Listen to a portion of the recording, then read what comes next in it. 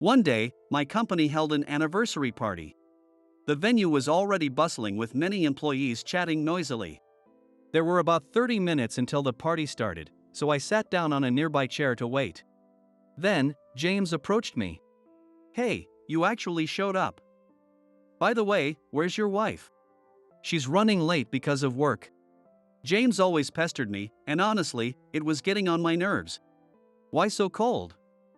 Does she have some secret job you can't tell anyone about?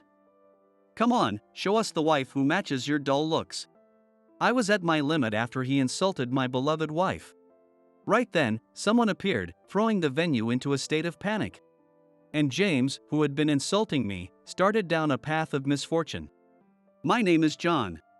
I'm 26 years old. After graduating from college, I started working at a trading company. Another person from the same college joined the same company, and his name is James.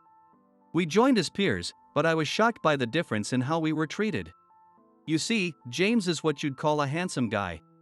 Even I, as a man, had to admit he had model-like good looks and a great build. He's about 6 feet 2 inches tall. James had been popular since college, and that didn't change after joining the company. He was always surrounded by female employees and often had lunch with them. I'm the complete opposite of James. I've been mocked for my looks since I was a kid and have no confidence in myself. So, I've always tried to avoid drawing attention. But James always found a way to pick on me. This had been going on since college when he once humiliated me. It was during the annual Mr. University contest at our university. Known as the Mr. Contest. Our university's Mr. Contest was a big deal, getting a lot of attention on social media. Of course, James entered, but the problem was that someone entered me too. I would never enter myself and had no memory of doing so. Someone must have done it for a laugh. I figured everyone would lose interest eventually, and since I'd get eliminated in the preliminaries, I decided to endure it for a bit. But I made it to the finals. It was obviously rigged. Someone must have tampered with the votes. I tried to withdraw, but since it had been publicized on social media, dropping out midway wasn't allowed.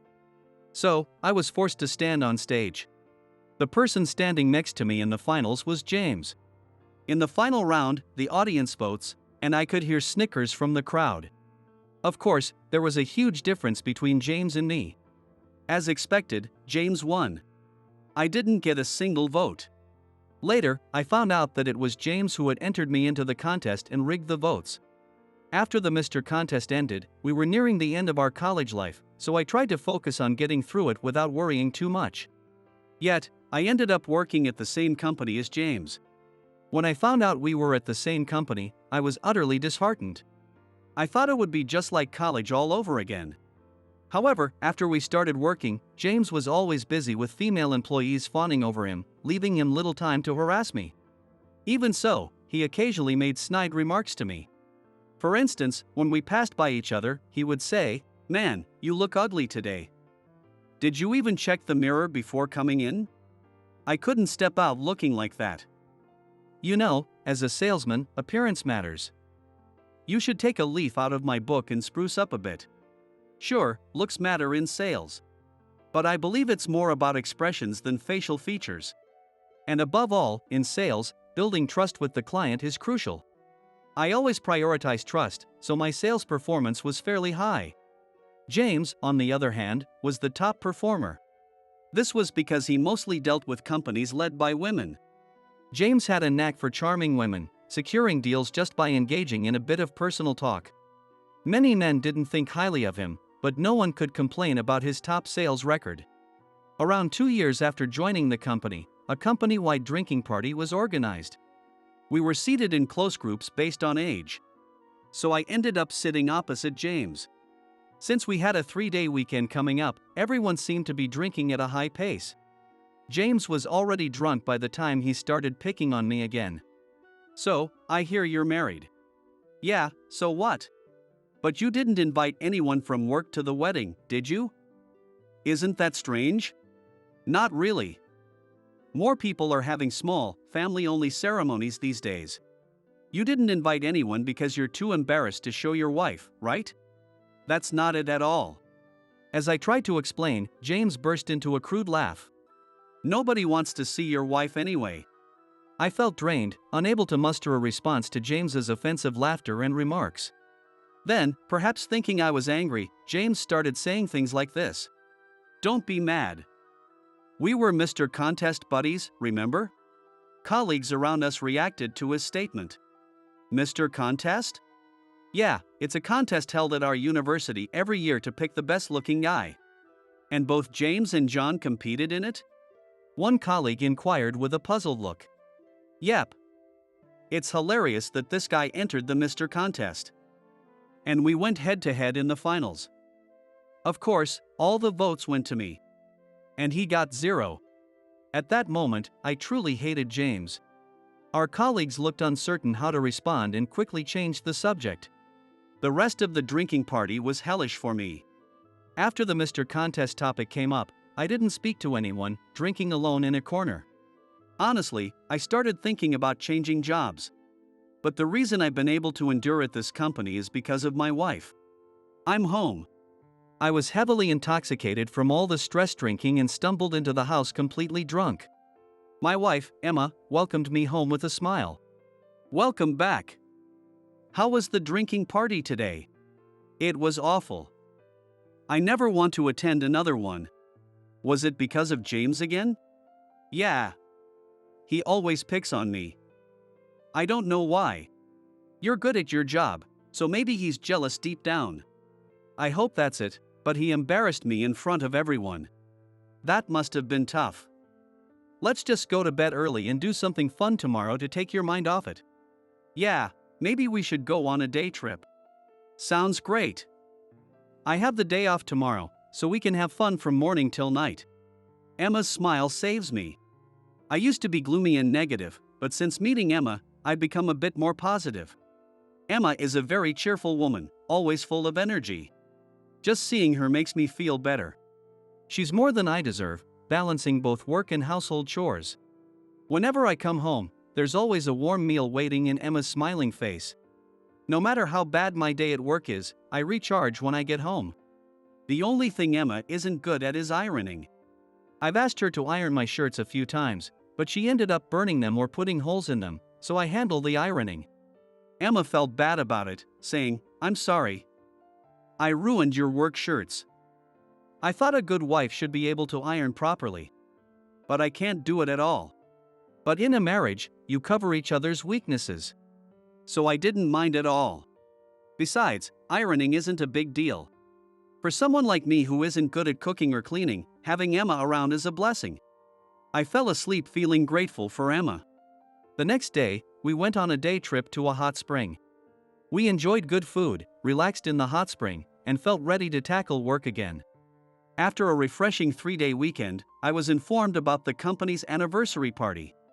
We'd had opportunities to hold the anniversary party before, but due to various issues like the pandemic and our president's health, this was the first actual event. Honestly, I didn't want to attend. The anniversary party has a tradition of bringing spouses. It's not mandatory, but most people bring their spouses or children. Since I'm married, my boss told me to bring my wife. I didn't want to take Emma, mainly because I didn't want her to meet James. You're not going to leave your wife at home, are you? She's busy with work, so I don't know if she can make it. Sure, just say she's busy so you don't have to bring her. I lost my temper at James's remark. Fine, I'll bring her. Wow, scary. I'm looking forward to it then. I bet your wife is just like you. That night, I told Emma about the anniversary party. I can make it that day. I might be a bit late because of work, though. That's totally fine. I'm sorry to drag you into this. Don't worry about it. I've been curious. About what? That James guy. I've wanted to meet him, so this is a good opportunity. You want to meet James? Why? Because he's someone who speaks badly about my beloved husband. I'm curious to see what kind of person he is. He's the top salesperson, so no one can say anything against him, no matter the reason. Well, I'm looking forward to the anniversary party. I'll dress up for it. Emma said this cheerfully. On the day of the anniversary party, I headed to the venue alone. The venue was already bustling with many employees chatting noisily. There were about 30 minutes until the party started, so I sat down on a nearby chair to wait. Then, James approached me. "Hey, you actually showed up. So, where's your wife?" "She's running late because of work." "What kind of job does your wife do?" "That's none of your business." "Why so cold? Is it some kind of job you can't talk about?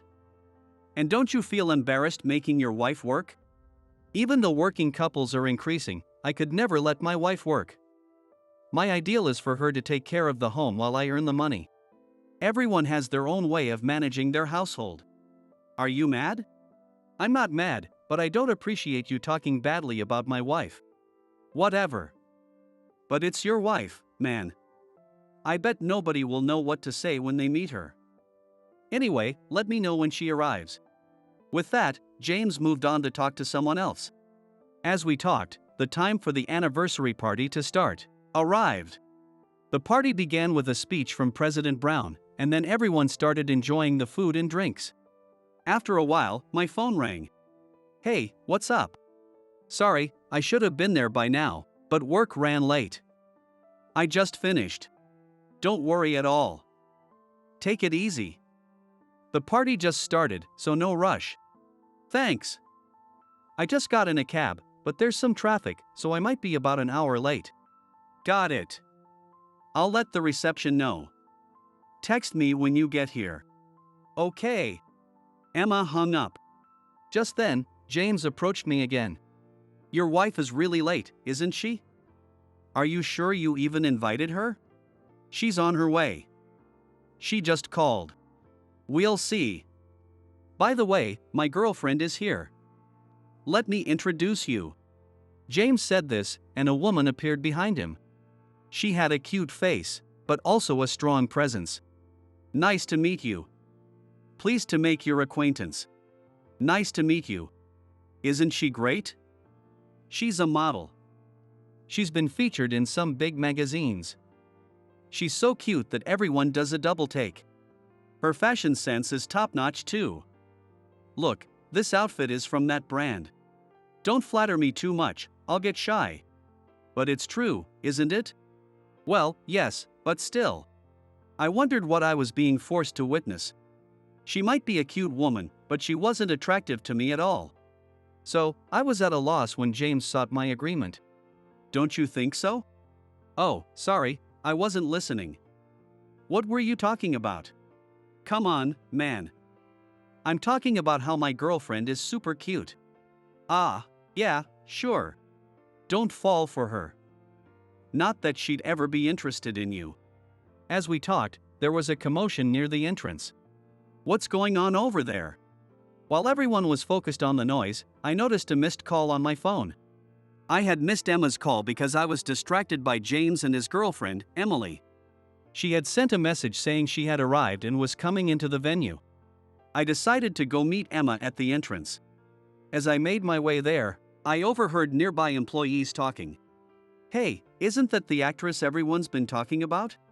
"No way, but she does look familiar. Remember, we were supposed to have a surprise guest today?" "That must be her. What's her name again? Wasn't it Emma?" "That's right. Her skin looks amazing in real life. Even in a simple dress, she has such an aura, definitely not like an average person." As I listened to their conversation, Emma spotted me and walked over. "Sorry I'm so late. I really wanted to get here earlier to enjoy the party." "It's fine. You're in the middle of shooting a new movie, right? Thanks for coming even though you have a busy schedule." "No problem. I love parties, so I was really happy when you invited me." As Emma and I talked, the surrounding chatter grew louder. "What's her relationship with that guy? They look pretty close, don't they?" Being the center of attention made me uncomfortable, and I wasn't sure how to handle it. Then James, dragging Emily along, approached us. "Hey, what's going on here?" "Explain." I hesitated under the intense scrutiny, but Emma gave me a reassuring smile and nod. "This is my wife," I announced. Everyone in the room reacted with surprise. What? Are you kidding? I'm not joking. There's no way you married someone that beautiful. After a moment of silence, Emma spoke up. Nice to meet you. I'm Emma, an actress. You must be James? James, not expecting Emma to speak to him, stammered. The actress Emma? That's right. And, what's your relationship with him? As my husband just said, we are married. Actually, my wife is a very popular actress. She only became famous after we got married. Before that, she was a struggling actress playing minor roles. We met by chance at a bar where we both went alone. I saw her there a few times, and we eventually started talking. Back then, she was unknown, and I didn't know her, so I listened to her frustrations about acting. We gradually fell for each other and got married. Emma used to be chubby and unremarkable, but over the years, she worked hard to maintain her current figure. Having seen her efforts up close, I've always been proud of her. So, I couldn't stand James looking down on her. Sorry for causing a scene. Maybe we should leave.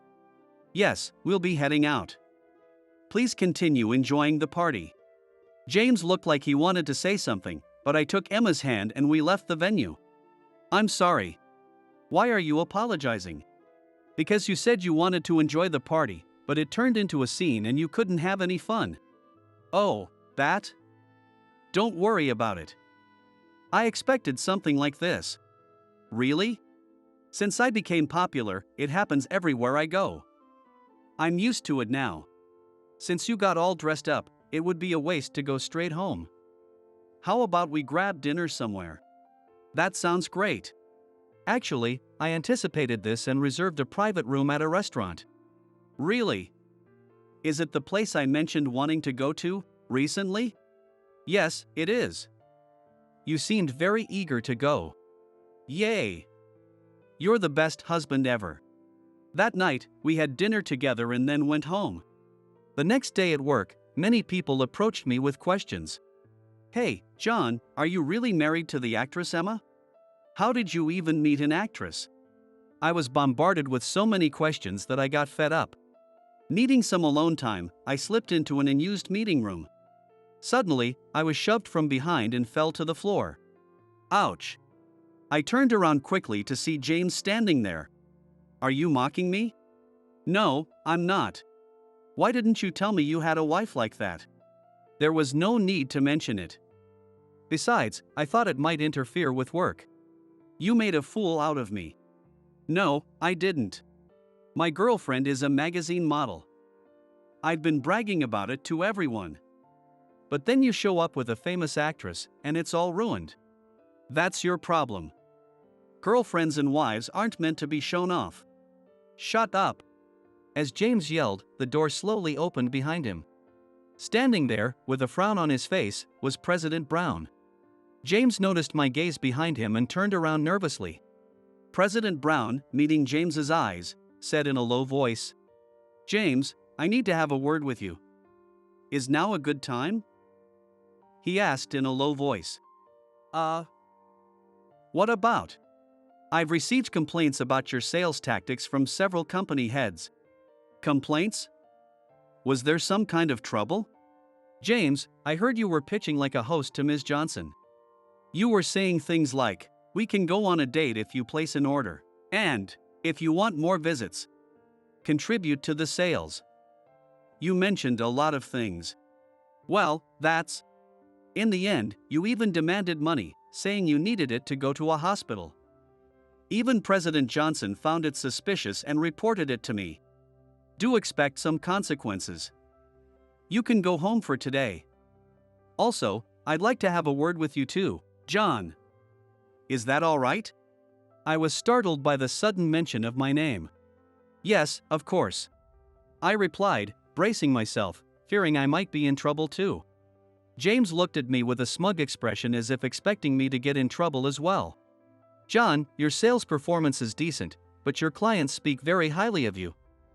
They appreciate your attentive and sincere approach. Therefore, I want to give you more responsibilities. How do you feel about that? Could you clarify what you mean? I'm offering you a position as department manager. You're still young, so I understand if you have concerns, but I'll be here to support you. Really? I'm honored and will do my best. And so, I was promoted to manager. Meanwhile, James's previous actions caught up with him, causing him to lose all his clients. Starting from scratch, it seems no one would sign a contract using James's method, and now his sales performance is at the bottom. He's even below the new recruits. James used to pride himself on his status, but after several months in this condition, it must be mentally exhausting. He has become so haggard that even the female employees have stopped talking to him. As for me, President Brown took a liking to me and often invited me out for private dinners. Gradually, I've gained more confidence and have started to act more cheerfully around others. I'm still happily living with Emma, who I believe is too good for me. I owe it all to Emma for getting me this far. And now, our family is about to grow. Just recently, we found out there's a tiny heartbeat inside Emma's belly. We don't know the gender yet, but we're excited to cherish this new life.